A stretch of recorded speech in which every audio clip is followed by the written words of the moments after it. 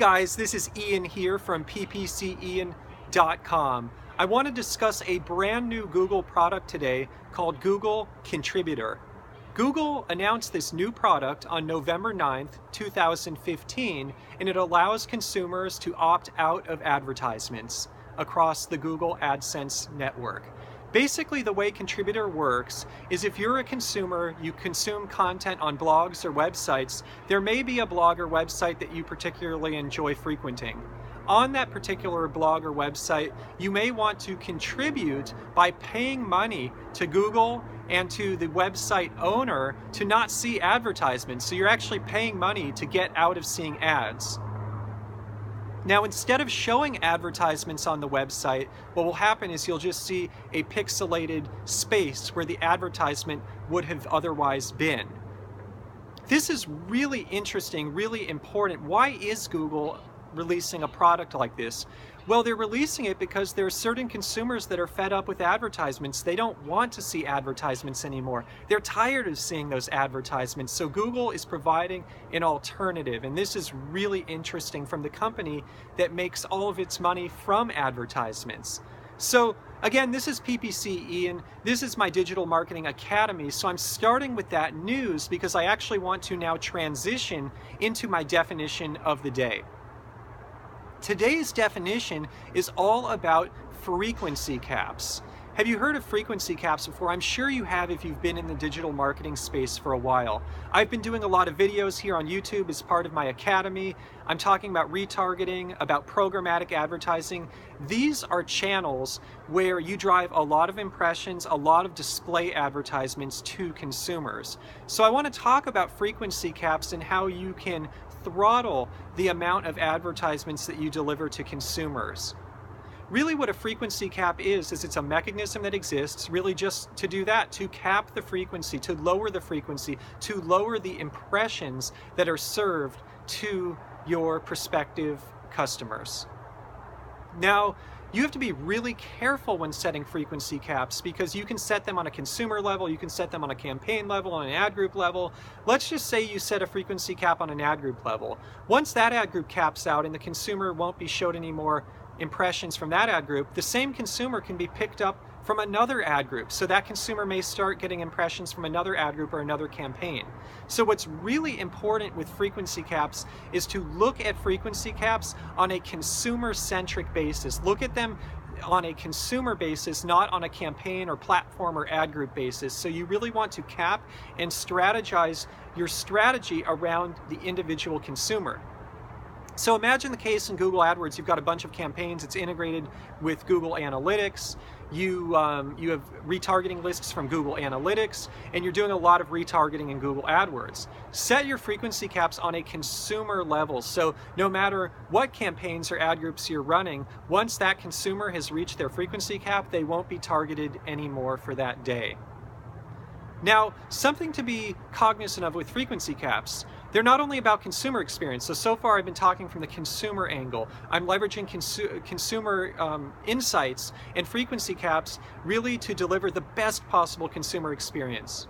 I view display advertising as an extension of my website.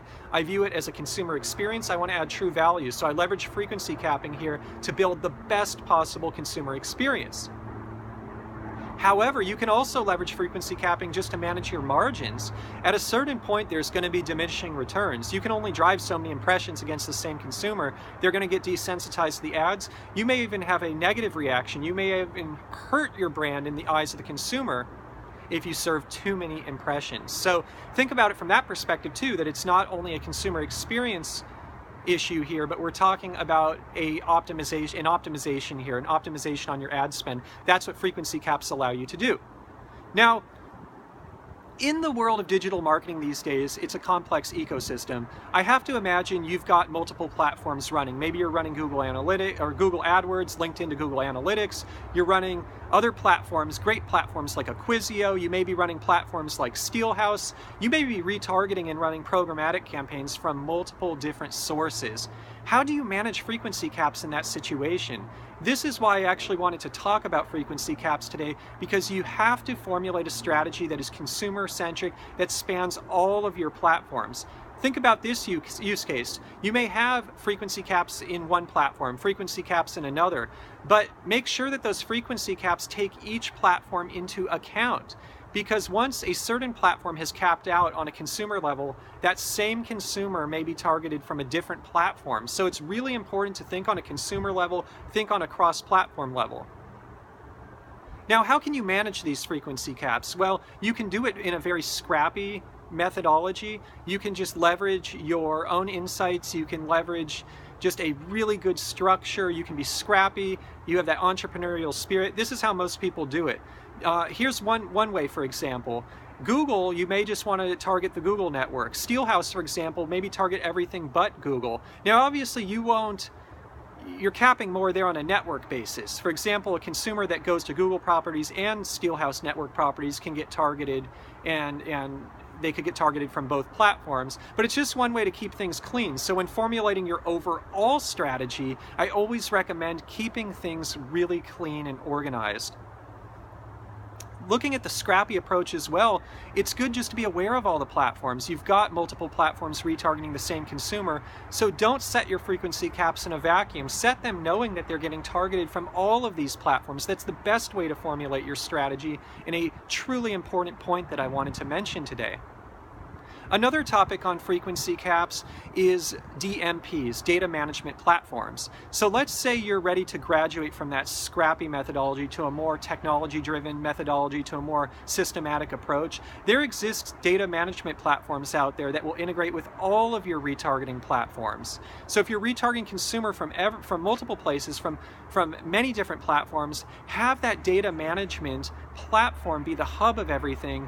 That's one way from a technology, a data-driven perspective, you can manage frequency really well across platforms. But again, I'm an entrepreneur here. I'm a fan of the Scrappy approach, so it's okay to start out with the Scrappy approach, do things manually, and then graduate to a DMP later.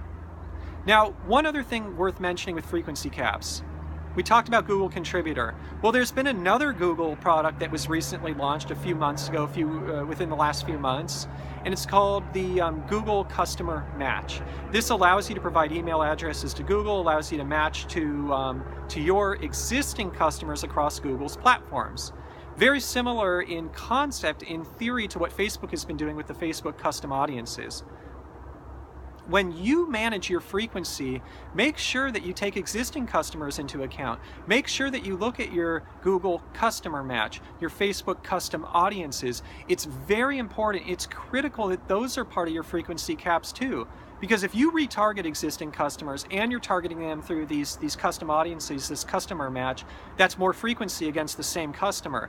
Maybe you want to take your email system into account too. That's more frequency. So like I said, it's a very holistic, strategic decision on how you manage frequency, but it's very important to manage your frequency to make sure your consumers have the best possible experience and you manage your margins really well. You're not wasting ad dollars with too much frequency. So there you have it. This is ppcian with my Digital Marketing Academy. Definition of the day today is frequency caps. Wanted to talk about that because of the new Google Contributor product launch. I hope these videos are helpful for you guys. I hope these insights are helping you in your digital marketing career. If you find these insights and tips helpful, I invite you to please subscribe to the ppcian YouTube channel. I'll see you guys in the next video.